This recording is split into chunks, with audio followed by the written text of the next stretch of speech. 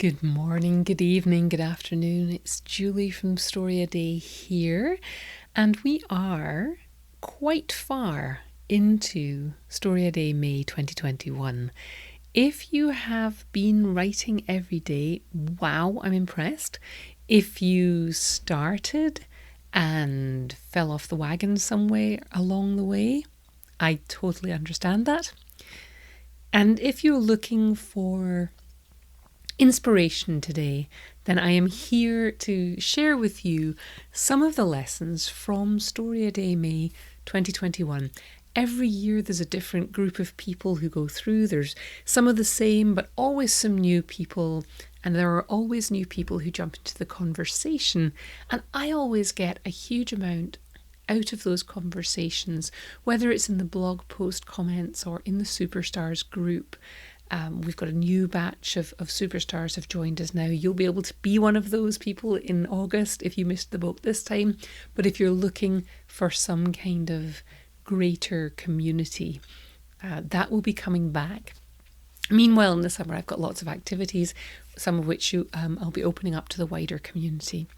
So things I wanted to talk about today from the discussions and conversations about what's going on in this month of extreme creativity. First of all, and possibly most interesting, I think, is something that's come up for a lot of different people, and they've expressed it in different ways, but every few days I will hear from someone that they really hated the prompt and they really didn't want to write to the prompt and they really thought they were going to get nothing out of this prompt. And somehow, just through the discipline of having promised that they would write every day, some people actually have promised themselves they will write to the prompt whether they like it or not. Some people just are like, all right, I'll give it a shot. But what I hear over and over and over again is that the story prompts that people resist are quite often the ones that help them write something that really surprises them, that really pushes them, and that maybe shows them they can do a different type of story. And it's so funny to watch people, especially when we do writing sprints, and somebody looks really grumpy at the beginning. And then at the midpoint, they're sort of like, well, I'm getting something. And at the end, they're like, I can't believe it. I got this story out of it. I didn't think it was going to happen. And they have that joy that you know from when you've been able to write something and it's gone well. And very often the comment is, I did not expect to be able to write anything, and I got this really interesting, really surprising story out of it. So I would just pass that on to you, that if you are resisting a prompt for any reason, it's very easy to walk away and decide that something else is more important when you're feeling that resistance. And you've got lots of other calls on your time, you've got friends and family, and you've probably got a job, or if you haven't got a paid job, you've got responsibilities, or you've got the entirety of Western culture available to stream into your eyeballs. And it's very easy to avoid or escape from the hard work of writing. But if you can push yourself through that resistance and give it a shot, not being wedded to the outcome, but just promising to be there for the process. Not for the product, just for the process. I think you will discover what everyone in StoryADay who's taking part in the challenge is discovering, which is that even when it's not easy, it's always rewarding. If you are intending to write more and finding it difficult to do it, like I said, there are many other calls on your time, and you can spend some time thinking about why when you sit down to write you suddenly get hungry or fidgety or have an overpowering desire to tidy something or clean something. And part of that is about not wanting to face the possibility that we might be bad at writing, and more than that this draft might be bad or that it might be a waste of time. So there are psychological reasons that you have to delve into to figure out why writing is hard. But there are also things that come up over and over again, things that get in your way, things that you allow to get in your way, or things that you just don't fight against when they're getting in your way. We all have them. I'm not judging you. I am just pointing it out, because if you hope that writing is going to happen, it's not going to happen. But if you are aware that every time you sit down to write, you suddenly get thirsty, or you suddenly feel an overpowering need to clean the refrigerator, or you remember about all the people that you haven't written emails to in 6 months. These things come up again and again for us. And if you're aware of them and you just look at them kind of neutrally, like, oh yeah, that happens. That happens when I sit down to try to write. And don't judge yourself. Don't be like, oh my God, I'm such a loser. Every time I sit down to write, this happens. Just be, oh, look at that. When I sit down to write, I suddenly want to clean the fridge. When you know what your go-to avoidance techniques are, or when you know that whenever you sit down to write, one of your cohabitation partners, whether that's family or friends, is bound to knock on your door. It could be a cat. Whoever it is that interrupts you every time you sit down, if you know that's going to happen and you just try and take the emotion out of it, then you can plan for it. You can keep it right there in the forefront of your mind, and you can have strategies to overcome it. You can say, yeah, every time I sit down to write, I get thirsty. So before I sit down to write, I'm going to fill a huge jug of water and put it on my desk. Then I've got no excuse. If you know that the cat always comes in and wants fed when you sit down and start ignoring it, maybe have some treats or some food or whatever you do to amuse cats. I don't have one, I don't know.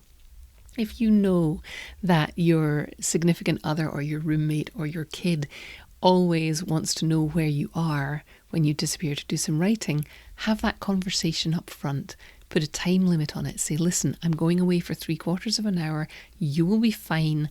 I will be back and I will be much more focused on you and I in 3/4 of an hour when I've done my writing. So, all the stuff that I talk about on the podcast over and over again, it comes into sharp focus during the challenge months.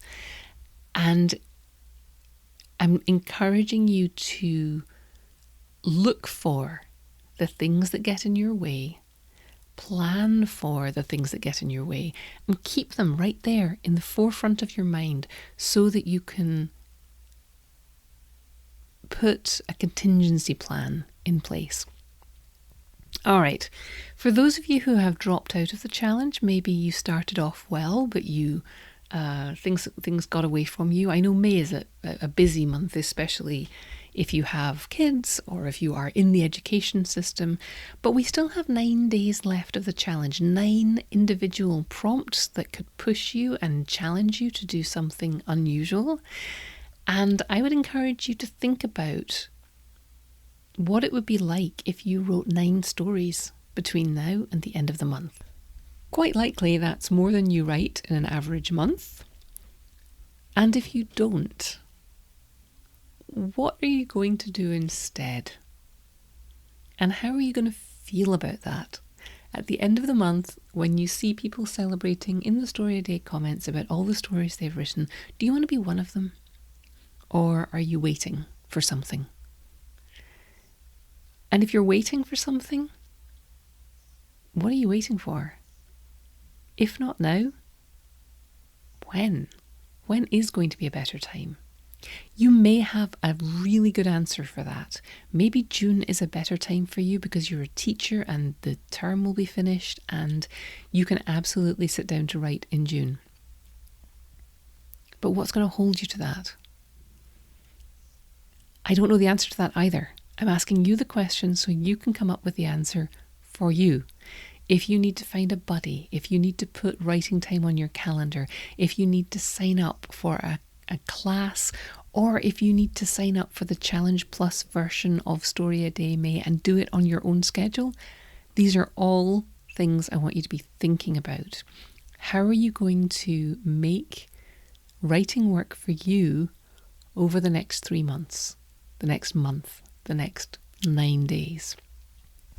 In StoryADay, I have tried to create a curated experience with the prompts. So in the first week, they're all just kind of like, yay, you're excited, and all the prompts are playing into that. In week 2, I'm giving you shorter story forms to play with. And in week 3, I'm giving you prompts where I'm trying to lower your expectations so that you focus on the process, not the product. Because I know after 12 years of this, the rhythm of going through a month of extreme writing, especially when it comes to short stories. So if that's something that you think you would be interested in experiencing, even if you couldn't do it during May, get on the mailing list, storyaday.org, or stay on the mailing list and keep your eyes open, because I'm going to be inviting you to use the Challenge Plus version of StoryADay May, which has all the pep talks from me, daily pep talks and explainers for the prompts, audio versions, downloadable transcripts, all of that stuff. I'm going to be opening that up again and telling you a little bit more about that, so you can join that at any point and use that at any point during the next year to give yourself the little push that you need every day. So, StoryADay marches on. Are you on board? Are you waiting to catch up? Are you dropping in and out? I'd love to hear from you. Come over to the blog and leave a comment on the post for this podcast. And you can always email me at julie@storyaday.org if you have questions or don't want to give me feedback. In the meantime, we have 9 days left of this extravaganza of short story creativity. I encourage you, come over to the blog every day, leave a comment, do your victory dance, let people know what you're writing, and just most of all, have some fun with this and keep writing. Thanks for listening. Why not come over to the blog at storyaday.org and check out this week's writing prompts and articles. And in the meantime, have a great creative week and of course, keep writing.